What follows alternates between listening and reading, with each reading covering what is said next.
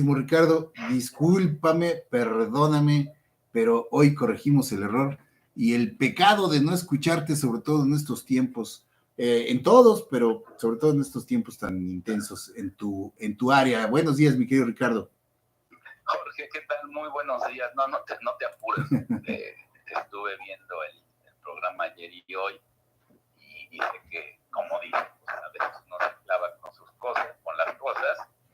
La información todos los días es intensa en varios frentes y en medio ambiente, pues efectivamente tenemos esto que pasó y bueno, pues te agradezco mucho la oportunidad de seguir platicando.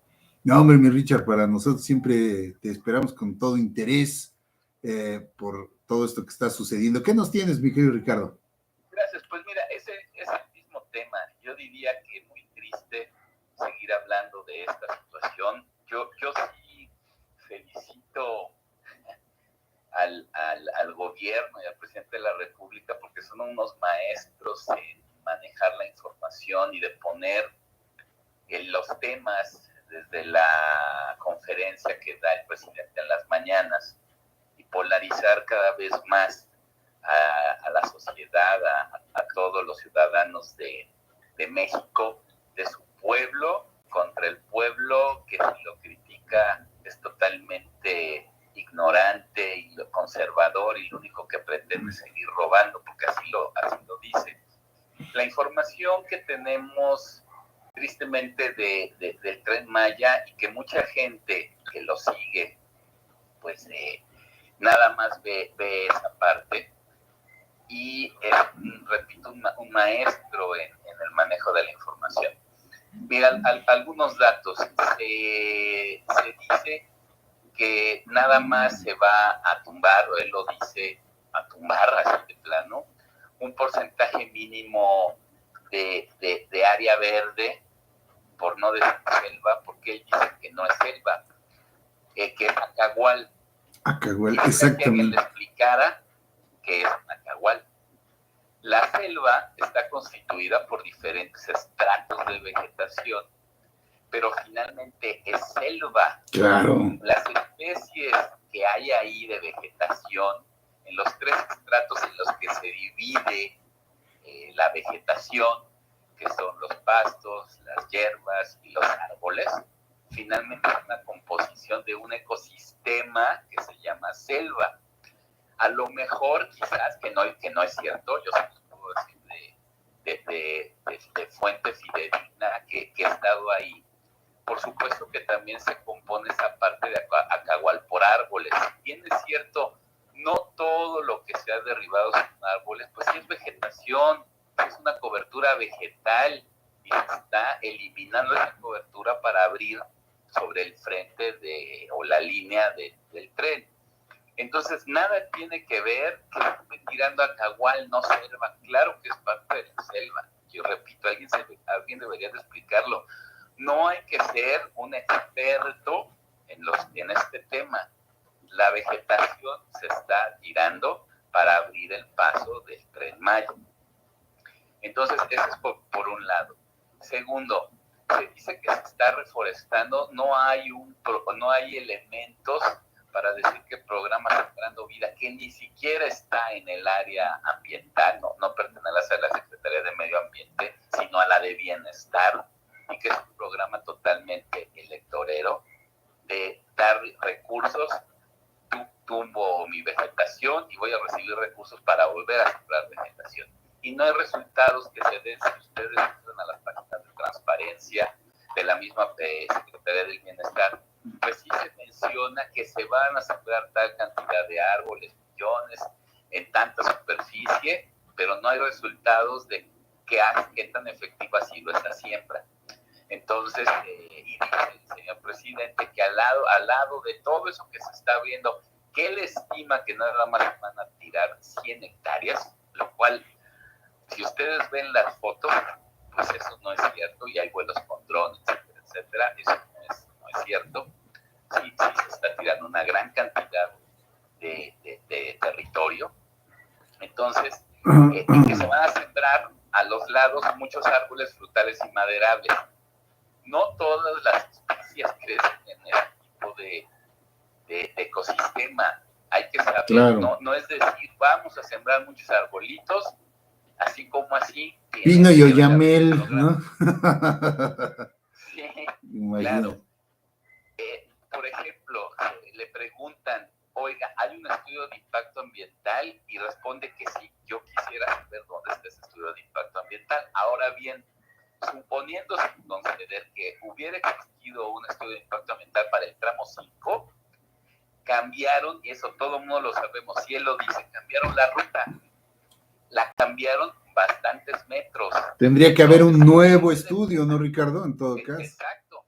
La Ley General del Equilibrio Ecológico y Protección al Ambiente indica, y no lo dice uno porque sí, no lo está inventando, no es conservador, lo marca una ley. Y si dice el presidente, y no se cansa de decirlo, que nadie por encima de la ley, entonces, ¿por qué no presentan el estudio de impacto ambiental de nuevo trazo? Dice, es que va a ser elevado, no le va a pegar a los cenotes. Tú lo acabas de decir y bien. Y los pilotes de los que va a ir el tren elevado. Las columnas, es que el movimiento de la maquinaria, la perforación, todo eso, Ricardo, ¿no? O sea. Todo eso son impactos sinérgicos, acumulativos, aditivos. Hay una serie de elementos que se mencionan en un estudio de impacto ambiental, porque los impactos no nada más son el que voy a abrir ese trazo, sino que todo lo que va inherente a ese tipo de obras o actividades. No hay un estudio de impacto ambiental. Y cuando se presentan, como en el aeropuerto Felipe Ángeles, se presenta sobre un proyecto inexistente, que se toma como base algún otro que se parece, y así se presentó ese estudio. Los estudios de impacto ambiental, las autorizaciones ambientales se consiguieron sobre proyectos inexistentes, en el caso del aeropuerto o en el caso de Dos Bocas. Ahí se devastó un área de 300 hectáreas para construir en el peor lugar, de acuerdo al Instituto Mexicano del Petróleo. Se presentaron 14 alternativas que evaluó el Instituto Mexicano del Petróleo, y la peor calificada fue Dos Bocas, por una serie de situaciones, que se tenía que quitar manglar, que es un terreno inundable, etcétera, etcétera, etcétera, como el caso del aeropuerto de Texcoco, que se eliminó porque iba a afectar a un lago que no existe y porque era inundable, y entonces porque en Dos Bocas sí. Esas son de las situaciones muy, muy difíciles. Y además, para terminar, el presidente habla mucho de que durante mucho tiempo nadie era ambientalista, nadie se quejaba, y ahora resulta que hasta los actores y toda la gente que nos hemos dedicado, por lo menos yo los últimos 28 años de mi vida, gran parte de tu vida, claro, analizar el medio ambiente, y por supuesto que nos quejamos, protestamos. Muchos medios de comunicación, no nada más La Jornada, hablaba de daños ambientales por diferentes obras. Ahorita el presidente habla mucho de una obra que se dio allá en Cancún, donde una empresa consiguió una autorización Calica para sacar materiales para, sobre todo para carreteras, y achaca esa autorización a la Secretaría de Medio Ambiente de Ernesto Zedillo, del periodo 94-2000, a la maestra Julia Carabias, que era la secretaria del Medio Ambiente. Cuando ella, bien lo dice, pues ella era la secretaria. Hay una Dirección General de Impacto Ambiental que depende de una secretaría, que después está la secretaria que autorizaba todas esas obras, proyectos. Ella no autorizó esa obra, sí estaba en su dependencia en ese momento, pero ella no la autorizó. Es tanto como decir que Marcelo Ebrard y Claudia Sheinbaum y Miguel Ángel Mancera tuvieron la responsabilidad total de la desgracia de la línea 2, pero no la tuvieron. Inmediatamente se el presidente a defender tanto a Marcelo Ebrard como a Claudia Sheinbaum. Ellos eran los jefes una es jefa de gobierno y el otro fue jefe de gobierno, y porque ellos no autorizaron, ellos no estaban supervisando, pero la maestra Carabias sí. Y además se burlan diciendo, y le dieron la medalla a Belisario Domínguez, que es la máxima presea que se da en este país, por las contribuciones que ha hecho la maestra Carabias en la parte de investigación del medio ambiente. Y miren que la maestra Carabias no es de mi devoción, lo debo de decir, públicamente. Sin embargo, el trabajo, la investigación, lo que se ha dedicado al medio ambiente, eso no se lo quita a nadie, las capacidades técnicas que tiene. Y el que cuando era secretaria se haya autorizado ese proyecto y muchísimos otros, no se le pueden achacar a ella. Y ahora está duro y dale, señor presidente. Pero cuando son sus obras, pues nada se le puede decir, porque si se le dice, somos conservadores y hay muchísimos datos y evidencia de que las obras emblemáticas de este gobierno no han sido las más transparentes que digamos, no se han hecho con las mejores metodologías. Y entonces, pues, la ciudadanía, el pueblo bueno para él, su pueblo, y el pueblo contrario, pues estamos en esta polarización que no nos lleva absolutamente a nada. Se está devastando el ecosistema, si quieres vamos a llamarlo así, el ecosistema que existe muy frágil en la península de Yucatán, llena de cavernas, llena de cenotes, de ríos subterráneos, por la consistencia del suelo allá. No hay ríos superficiales, todos son subterráneos. Y entonces, estas obras, por supuesto que van a tener un impacto en el futuro. No se cumplió esa profecía del señor presidente de que ni un árbol se iba a tocar. Y recientemente se encontró una grieta, una caverna que se abrió al paso de la tala de la vegetación que está ahí y que forma parte de la selva, del ecosistema general que hay en la península de Yucatán, compuesto principalmente por selva baja y mediana, en el argot biológico así se llama, y que el Atahual forma parte de esa selva. No es él piensa que vivimos en la etapa de cuando veíamos Tarzán, que se decía el rey de la selva, cuando en África es sabana, no es selva. Y la que tenemos en la península de Yucatán y en esa parte del Tren Maya y del Tramósico sobre todo es selva, con diferentes tipos de vegetación. Claro. Entonces es muy lamentable.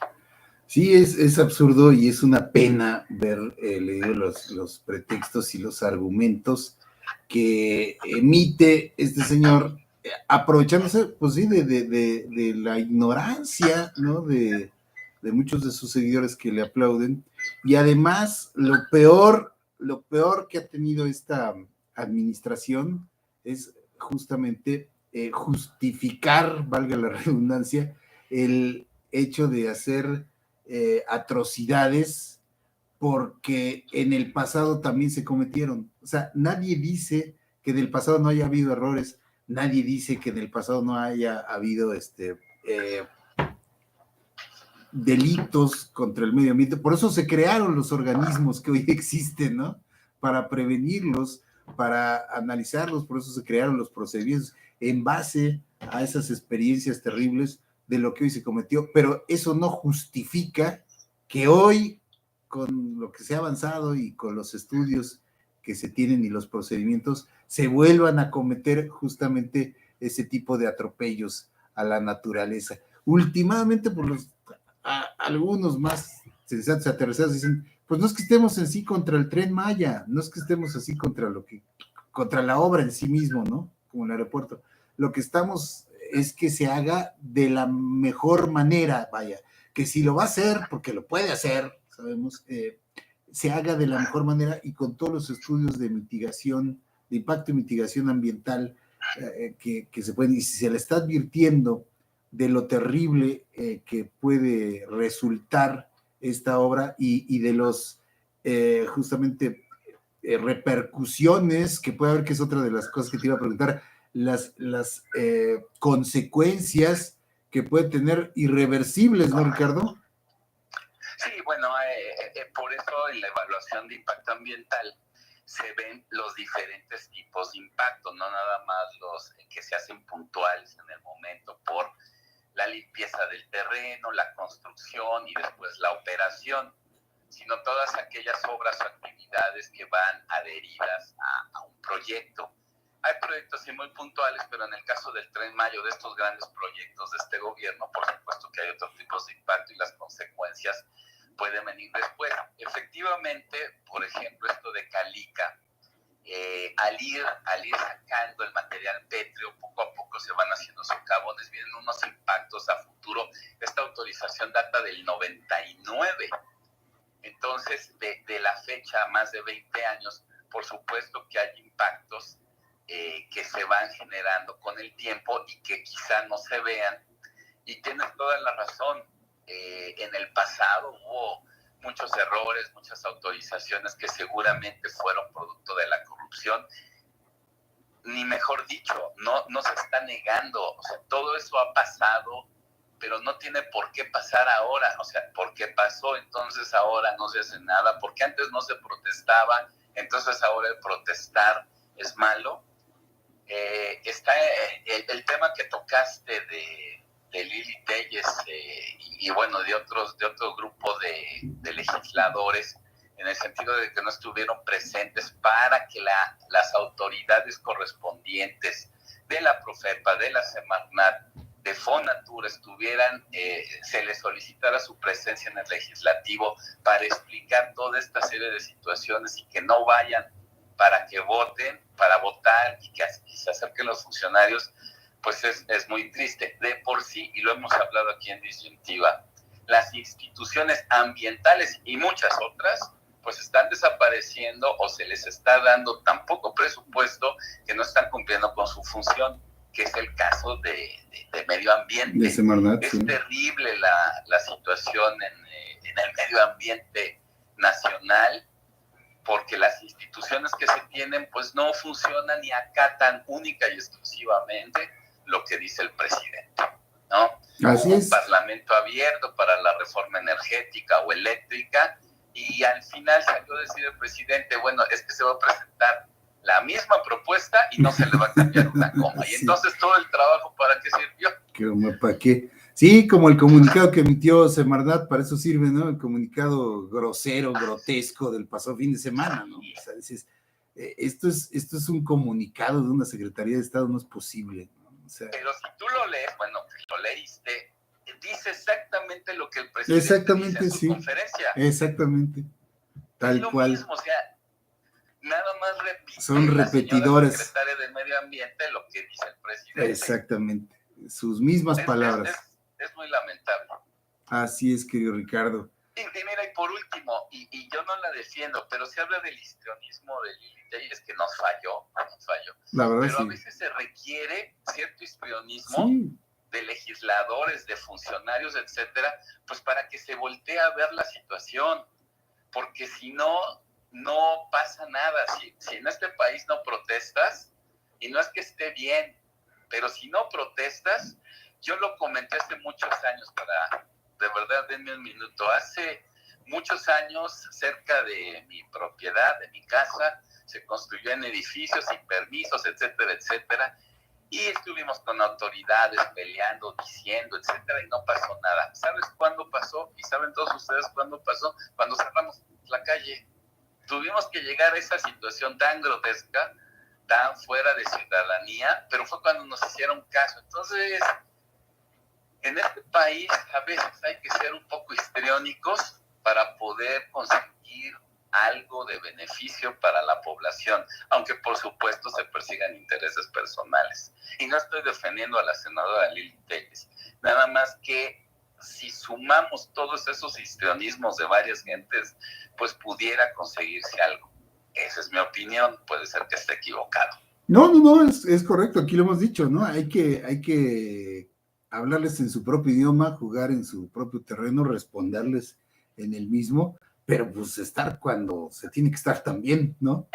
Ahora sí que cerrar la pinza, no nada más dejar el trabajo a medias, como en este caso es lo que se le critica a la senadora Téllez, ¿no? Todos diciendo, sí, órale, ahí vas, órale, te apoyamos, y a la hora de la hora, que Pacho. Exacto, eso sí. Fue una falla terrible.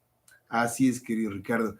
Pues muchísimas gracias, como siempre, importantísimo tocar contigo estos asuntos, que nos des luz, que nos des información pura y dura, enterada, informada, que siempre nos compartes, lo cual te agradecemos enormemente y me disculpo de manera reiterada por el fin de ayer. No hay problema. Mientras sea la oportunidad de seguir platicando, aquí vamos a estar con muchísimo gusto.